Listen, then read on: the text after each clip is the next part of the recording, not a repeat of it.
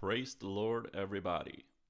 Ecclesiastes chapter 3 tells us that to everything there is a season and a time to every purpose under the heaven. The first 8 verses speak to our lives. There is a constant battle with contradicting seasons. Verse 7 tells us that there is a time to keep silence and a time to speak. Most people find themselves in the time to speak. We just love to hear our own voices. Other voices are just the intermission of what we have to say.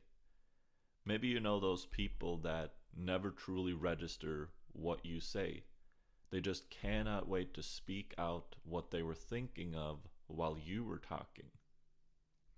There is a time to keep silence for sure, but first let us talk about what that does not mean. Keeping silence does not mean we should keep silent about the truth in some seasons. We are called to minister the word into all parts of the earth and profess the truth, and we should always do that. And a time of silence does not mean we are being cowards or submissive for a season either. Instead, what it does mean is that we need to consider the balance between listening and speaking.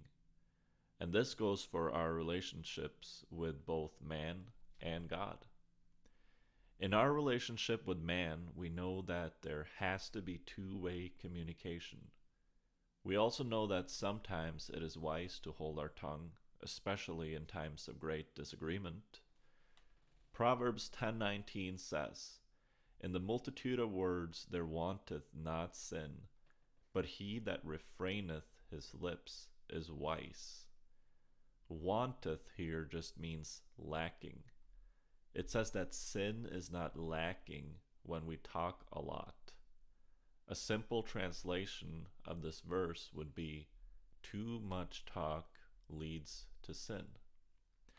And you've probably experienced this with family members, your spouse, or a friend. A little disagreement grew large the more you talked, and the more words you added to the discussion, the worse it got. Too much talk in those situations led to sin.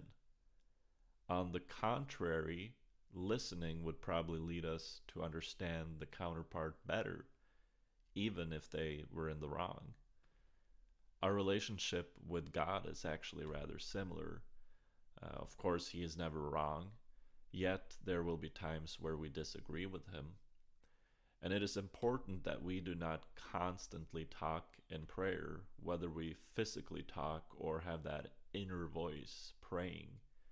Sometimes we need to just sit in complete silence while praying, dwelling in God's presence, and listening to the unctions that we are given. Wisdom dictates that there is a time to keep silence and a time to speak. So let us apply that both in our relationships with man and with God. May God bless you.